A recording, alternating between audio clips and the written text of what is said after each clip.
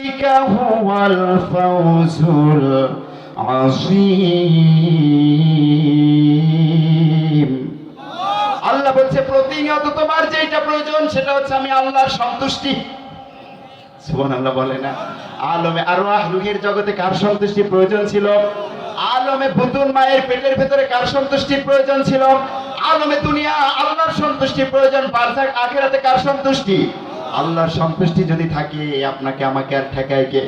ওমর বলছে ও দয়াময় মালিক আল্লাহ, তুমি যদি অসন্তুষ্ট হয়ে আমাকে জান্নাত দাও ওই জান্নাত আমি চাই না, তুমি যদি সন্তুষ্ট হয়ে আমাকে জাহান্নাম দাও তাহলে ওই জাহান্নামই আমার কাছে ফুলবাগান মনে হবে। কারণ ওমর জানতেন আল্লাহর সন্তুষ্টি আর জাহান্নাম কোনোদিন এক হতে পারে না, ঠিক কি না? কারণ আল্লাহর সন্তুষ্টি যদি আপনার উপর থাকে সারা পৃথিবী মিলে একজন ইমানদারের ইমান কখনো নড়াইতে পারে না, ঠিক কি না? কারণ যার অন্তরে আল্লাহর ভয় আছে, আল্লাহর তাওয়াক্কুল আছে, ওর অন্তরের ইমান কখনো ডিভাইডেড হতে পারে। যে আল্লাহকে ভয় করলে পুলিশকে ভয় করা লাগে না, র‍্যাবকে ভয় করা লাগে না, আল্লাহকে ভয় করলে কারাগারকে ভয় করা লাগে না, ঠিক কিনা? আল্লাহকে ভয় করলে শহীদ মৃত্যুকে ভয় করা লাগে না, ঠিক কিনা? সেই আল্লাহ বলছে আমি আল্লাহর সন্তুষ্টি তোমার প্রতিনিয়ত প্রয়োজন, ঠিক কিনা?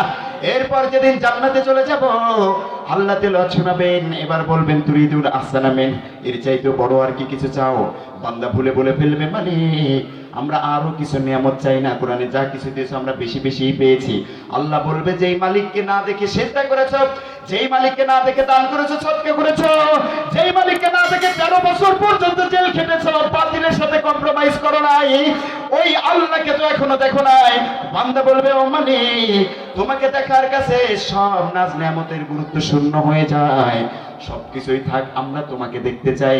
আল্লাহ বলবে রিদওয়ান ইরফাল হিজাব, পর্দা উঠানো হবে। ফেরেশতা বান্দা একবার আল্লাহর দিকে তাকাবে 40 বছর পর্যন্ত সময় কেটে যাবে, পলক ফেলারও টের পাবে না, বলুন সুবহানাল্লাহ। এরপর আল্লাহ তেলাওয়াত শুনিয়ে অবশেষে চলে যাওয়ার সময় বলবেন ওয়ারিদওয়ানুম মিনাল্লাহি আকবার ওয়া যালিকা ওয়াল ফাউজুল আযীম। আমার আল্লাহ বলছেন শেষ প্রান্তে আল্লাহ বলবেন জান্নাতীদের সবচাইতে বড় সাফল্য হচ্ছে আমি আর কোনোদিন তোমাদের উপর অসন্তুষ্ট হব না, বলুন সুবহানাল্লাহ। এক নম্বর কি প্রয়োজন? আল্লাহর সন্তুষ্টি। এক নম্বর কি প্রয়োজন? 2 নাম্বার যেটা প্রয়োজন সেটাই হচ্ছে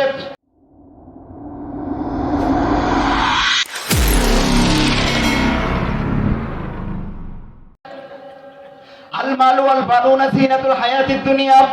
নেককার সন্তান এবং পরিশুদ্ধ নেক সন্তান এবং নেককার স্ত্রী, ঠিক কি না?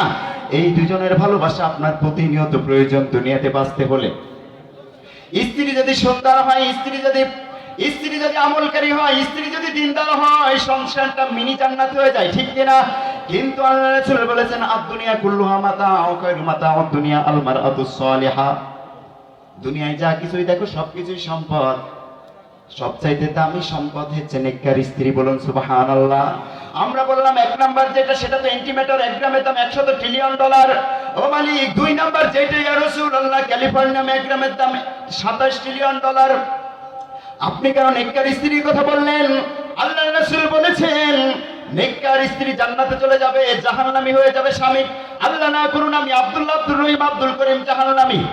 স্ত্রী জান্নাতে গিয়ে স্বামীকে খুঁজতে থাকবে, মালিক আমার স্বামী কোথায়? মানুষ যখন বেশি আনন্দিত হয় ভালোবাসার মানুষের কথা মনে হয়, আবার বেশি কষ্টে থাকে ভালোবাসার মানুষের কথা মনে হয়। আল্লাহকে বলবে আরশের মালিক আল্লাহ আমার স্বামী কোথায় আমি দেখতে চাই। মালিক আল্লাহ ডাক দিয়ে বলবে তোমার স্বামী অমুক অমুক কবিরা গুনাহের কারণে ওই জাহান্নামী হয়েছে। আল্লাহর কাছে ডাক দিয়ে আরশের মালিককে বলবে দ্রুত আমার স্বামীকে আমি দেখতে চাই। দৌড়াইতে দৌড়াইতে স্ত্রী জাহান্নামের ভেতরে ঢুকবে। আল্লাহ বলবে আমলনামার খাতা নিয়ে যাও। আল্লাহ বলবে বান্দি বলবে রাখো তোমার আমলনামা, আমার স্বামীকে দেখতে চায়। স্বামীর সামনে চলে যাবে, এবার বলবে মালিক তুমি কোরআনে বলেছো একটি আয়াতের কথা, জান্নাতে একবার যেই প্রবেশ করবে, একবার প্রবেশ করার পর সকল কামনা চাহিদা সব বাসনা পূরণ করবে কে? অতএব আজ তুমি ওই আয়াত হয় কেটে বাদ দিয়ে দাও, না হইলে আমার আরজি তুমি ফরিয়াদ মঞ্জুর করো। এবার বলেন আয়াত বাদ দিবে নাকি দোয়া কবুল করবে? সেই দোয়াটি স্বামীকে জান্নাতে নিতে হবে। 3 দিন আপনি পানিতে প্লাবনে ভেসেছেন, একটা কচুরিপানা হাতের কাছে পেয়েছেন, ওইটাই সবচাইতে দামি সম্পদ ওই মুহূর্তে। কিন্তু জাহান্নামের আগুন আর পানি তো এক নয়, নারুল্লাহিল মুকাদাতুল্লাতি তাত্তালিউ আলাল আফইদা, চরমে স্পর্শ করবে, কলিজা পর্যন্ত সরকার হয়ে যাবে মুহূর্তের ভেতরে। স্ত্রীকে দেখে স্বামী সব কষ্ট ভুলে যাবে। এবার বলবে স্ত্রী আমার তোমার কারণেই আল্লাহ আমাকে জান্নাত দিতে পারে, বলুন সুবহানাল্লাহ। কোন আয়াত? ওয়ালাকুম ফিহা মা তাশতাকি আনফুসুকুম ওয়ালাকুম ফিহা মা তাদউন নুজুলাম মিন গফুরির রহিম। জোরে বলেন সুবহানাল্লাহ। আল্লাহ ডাক দিয়ে বলবে, ও বান্দি নেককার স্ত্রী, তোর স্বামীর জন্য তোর কতটুকু মায়া, তোর চাইতে লক্ষ কোটি গুণ বেশি গুণ মায়া আমি আল্লাহ তোর স্বামীর জন্য অন্তরে ধারণ করেছি। এরকম একটা নয়, দুইটা নয়, চারটা নয়, এরকম 10টা জান্নাত আমি তোর স্বামীর জন্য আগের থেকেই রেডি করে রেখেছি। ওখাইরু মাতাউদ দুনিয়া আল মারআতুস সালিহা। কি বলছেন রাসূল সাল্লাল্লাহু আলাইহি ওয়াসাল্লাম? ভাইয়ের আমার, দ্বিতীয় নাম্বার নেককার স্ত্রী, পরিশুদ্ধ নেক সন্তান। তৃতীয় নাম্বার যেটা লাগবে সেটা হচ্ছে ওয়ানুনাজ্জিলু মিনাল কুরআনি মা হুয়া শিফাউ ওয়া রাহমাতুল লিল মুমিনিন, শারীরিক এবং মানসিক সুস্থতা। সুবহানাল্লাহ বলেন। চতুর্থ নাম্বার যেটা সেটা হচ্ছে আর কিছুই নয়, ধন দৌলত রিজ অর্থ সম্পদ যেটা আমরা ভক্ষণ করি, ঠিক কিনা বলেন? আল্লাহ বলে প্রতিনিয়ত তেলাওয়াত হয়, তুমি এর কাছে সম্পৃক্ত, এর কাছে তুমি আত্মসমর্পণ করবে, আমি আল্লাহ সুবহানাহু ওয়া তাআলা 4টি নিয়ামত তোমাকে প্যারালাল ভাবে দান করে দিব। তাহলে 1 নম্বর অনন্য বৈশিষ্ট্য, প্রতিনিয়ত তেলাওয়াত হয়। একটাই কিতাব, নাম কি? সবাই বলেন। কোরআনের চাইতে বেশি ছাপানো হয়েছে আর কোন কিতাব? কোরআনের চাইতে বেশি বিতরণ হয়েছে আর কোন কিতাব? কোরআনের চাইতে বেশি মুখস্থ করেছে আর কোন কিতাব? কোরআনের চাইতে বেশি মানুষ রক্ত দিয়েছে আর কোন কিতাব? এবার সে আল্লাহ বলছেন দ্বিতীয় নাম্বার অনন্য বৈশিষ্ট্য। 1 নাম্বার শুনলাম, দ্বিতীয় number, Quran is the only book that brings people out of darkness to light. এটা এমন অনন্য বৈশিষ্ট্য যার অনুসরণ মানুষ করতে শুরু করবে, আল্লাহ বলছেন অন্ধকার থেকে আলোর পথের সন্ধান আমি তাকে দান করে দিব। কোরআন বলছে লিতুখরিজাহুম মিনাজ-জুলুমাতি ইলান নূর, অন্ধকার থেকে আমি আলোর দিকে নিয়ে যাই, out of darkness to light. ও মুসলমান, গভীর মনোযোগ। অন্ধকার থেকে আপনি প্রথমে ঈমান আনয়ন করেছেন, কোরআনের কাছে এসেছেন। মুহাদ্দিসিন ইকরাম বলে ঈমান আছে 3টি স্তর, ইয়াকিনের আছে 3টি স্তর। এই ঈমান ইয়াকিনের 3টি 6টি স্তর আমার আল্লাহ কোরআনের মাধ্যমে পূর্ণতা দান করে জান্নাতের প্রথম কাতারের মেহমান বানিয়ে নিবি। আলফিসানা, 1000 মাসের চাইতে উত্তম একটা রাত। সেই রাতটা কোন রাত?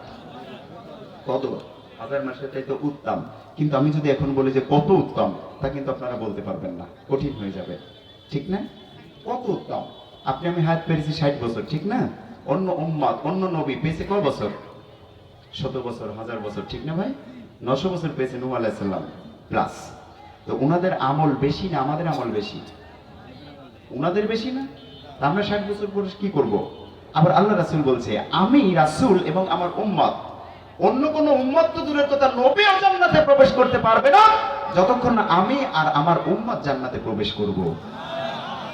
1000 মাসের চাইতে উত্তম। কত উত্তম? ওই 100 বছর 1000 বছর আমল করার পরও জান্নাতে আগে যেতে পারবে না, ওদের পূর্বে জান্নাতে প্রবেশ করতে যতটুকু মর্যাদা সম্পন্ন হওয়া লাগে, নেকি লাগে, অতটা উত্তম করে ওই রাতে আল্লাহ আপনাকে আমাকে তৈরি করে রাখবেন। যেটা বলেন সুবহানাল্লাহ। এবার তাহলে ঈমানের 3টি স্তর, ইয়াকিনের 3টি স্তর। কয়টি? আমরা কিন্তু অন্ধকার থেকে আলোর দিকে যাব। আপনি বলবেন আল্লাহ তো নূর, আল্লাহ কিভাবে আলো দান করবে অন্তরে? রাসূল বলেছে ফাইতিবুল্লাহু ফি কলবিল আবদি নূরাম মিন আনওয়ারিল মালাকুত, আলমের নূরের জগৎ থেকে আমার আল্লাহ নূরের একটা টুকরা কুরআনওয়ালার অন্তরে দিয়ে দিবে। ওর জান নেওয়া যাবে কিন্তু মাসালা নেওয়া যাবে না, ঠিক কি না? ফাঁসির মালা গলায় দেওয়া যাবে কিন্তু বাতিলের সাথে কম্প্রোমাইজ করা সম্ভব না। আমার আল্লাহ বলে তোমাকে আমি পবিত্র করেই দিব কোরআনের বরকতে। সুবহানাল্লাহ। কারণ আমরা দেখেছি, ওটা একটু আমি পরে বলবো, ঈমানের 3টি স্তর, ইয়াকিনের 3টি স্তর, ঠিক না? তাফসীর বুঝতে হবে। ওই যে জামাত তাবলীগের ভাইরা বলে বাকি নামাজ বাদ বসি, ঈমান ইয়াকিন সম্পর্কে কথা হবে, বহুত ফায়দা হবে, বলে না? ঈমানের 3টি স্তর, ঈমানে লাফজি, ঈমানে গায়বি, ঈমানে যিহনি। ইয়াকিনের 3টি স্তর দেখবেন বুঝাতে পারে না, কারণ আপনি তো আলেমকে আপনি সম্মানের চেয়ার দেন নাই, আমির বানান নাই, আপনি বানাইছেন 3 চিল্লার সাথে সেনাবাহিনীর রেটার্ড প্রাপ্ত একজন ব্যক্তিকে, আছে না? এরপর লাথালাতি, হাতাহাতি, বাসাবাসি, মারামারি, খুনোখুনি, রক্তারক্তি, আছে না? নাই? জেল ও কাটাকাটি হচ্ছে, পুলিশ লাগে তাদেরকে থামাতে, তাহলে আপনি ইউনিটি, একতা হবেন কিভাবে? আছে না ভাই? তো এরপর দেখবেন ইয়াকিনটা বুঝাতে পারে। ওই যে একদল ঢুকেছে মসজিদে, আরেক দলের লোক এসে বলতেছে ইনাদেরকে মসজিদ থেকে বের করে মসজিদ ধৌত করে ফেলো, না হয় মসজিদ অপবিত্র হয়ে গেছে। নাউজুবিল্লাহ বলবেন না? আরে ভাই, একটা হিন্দু খ্রিস্টান আসলে তো আপনি এই কথা বলতে পারেন না, আপনি নিজে বলে নিজেই আল্লাহর কাছে ঘৃণিত হয়ে গেছেন, ঠিক না ভাই? এরপর ফজর পর্যন্ত বলেছে মুয়াজ্জিন সাহেবকে 100 টাকা দিয়ে, আমি সাহেব যে তুমি 100 টাকা রাখো, ফজরের সময় আমরা বেরিয়ে চলে যাব। এখন 100 টাকা নিয়ে উনি বাড়ি থেকে তালা দিয়ে চলে গেছে। এরপর হঠাৎ করে দেখা যাচ্ছে কি ফজরের সময় সে লাইট জ্বালাইছে, লাইট জ্বালানোর পরে দেখতেছে কারো লুঙ্গি কোমরে, কারো গলায়, কারো আঁটুতে, কারো বের হয়ে গেছে, মানে একজনেরও কোমরে লুঙ্গি নাই। এখন হঠাৎ করে লাইট নিভিয়ে আবার বলছে হারাম হারাম হারাম। এখন আমি সে 12 জনে লাভ দিয়ে উঠে বলে এই বেটা কি হারাম? বলে মসজিদে ঘুমানো হারাম। বলে কিভাবে হারাম? দলিল কি? দেখবেন একটু মূর্খ কোয়ালিটির যারা হয় বারবার কয় দলিল কি দলিল কি, আছে না? এটা বিদাত, দেখবেন বলবে দলিল কি। আসলে বিদাতের কি দলিল হয়? বিদাতের কি দলিল হয়? বলবে দেখবেন দলিল কি। এখন ওরকম বলে ফেলেছে দলিল কি। দলিল নিজে চোখে দেখেছি 12 জনের সবগুলা, বুঝছেন না? বলে যে না তুই দলিল দেখা, তাহলে লাইট জ্বালাতে হবে, তার আগে দলিল থেকে নেই। আছে না নেই? কথা বলেন আছে না নেই? ইমানে লাফজি, ইমানে যেহনি, ইমানে গায়বি, আইনুল ইয়াকিন, ইলমুল ইয়াকিন, হাক্কুল ইয়াকিন। এই ছেলেরা কথা বলো না, এই চুপ, কথা হবে না। 3টি স্তর ইমানের, ইয়াকিনের 3টি স্তর। এটা কি বুঝেছেন ইনশাআল্লাহ? কথা বলে না। ইয়া আইয়াতুন নাফসুল মুতমাইন্নাহ, মুতমাইন্নাহ স্যাটিসফ্যাকশন অফ মাইন্ডের 3টি স্তর। কয়টি স্তর? এবার ইব্রাহিম আলাইহিস সালাম বলছেন ওয়াইদ ক্বালা ইব্রাহিম রব্বি আরিনি কাইফা তুহিল মাউতা, ও দয়াময় আলম মালিক আল্লাহ, তুমি কিভাবে মৃতকে জীবিত করো আমি একটু দেখতে চাই। আল্লাহ বলছে ক্বালা ওয়া তুমিন, তুমি কি বিশ্বাস করো না? ক্বালা বালা, অবশ্যই জিজ্ঞাসা করি মালিক। তাহলে যদি নিশ্চয়ই দেখতাম ওয়ালাকিন লিয়াতমাইন্না কলবি, আমার স্যাটিসফ্যাকশন অফ মাইন্ডের অন্তর্ভুক্ত তাকওয়া হয়ে যেত, আমি মুহাম্মাদের সাথে প্রথম চান্সে জান্নাতে যেতে পারতাম। বলুন সুবহানাল্লাহ। এবার আল্লাহ বলছে 4টি পাখি ধরো, পোষ করো, জব করো, গোশত টুকরা করে 4টি পাহাড়ে ছিটিয়ে দাও, নাম ধরে ডাক দাও, হাতের উপরে চলে আসবে। যেমনটা বললেন তেমনটাই করলেন, তেমনটাই হয়েছে। সুবহানাল্লাহ বলেন। আমার আল্লাহ মৃত্যুকে জীবিত করতে পারে কি পারে না? যেই না হাতে এসে পড়েছে, গভীর মনোযোগ, দুনিয়ার মানুষেরা গভীর মনোযোগ, বিবেকের কানটি খুলে দিতে হবে। আমার আল্লাহ ইব্রাহিম আলাইহিস সালামের মতো পয়গম্বর আল্লাহর কাছে অ্যাপ্লিকেশন করে তার ইয়াকিনটাকে হাক্কুল ইয়াকিন থেকে ইলমুল ইয়াকিন, হাক্কুল ইয়াকিনের অন্তর্ভুক্ত করেছেন। কিন্তু মুহাম্মদুর রাসূলুল্লাহর উম্মতে মুহাম্মাদি যারা হবে, আল্লাহ সূরা রাদের ভেতরে বলছেন আলা বিযিকরিল্লাহি তাতমাইন্নুল কুলুব, এই কোরআনের কাছে যে আত্মসমর্পণ করবে তার 3টি স্তর অতিক্রম করতে হবে না। কোরআনের বরকতে এক চান্সে আমার আল্লাহ স্যাটিসফ্যাকশন অফ মাইন্ড বানিয়ে দিবেন।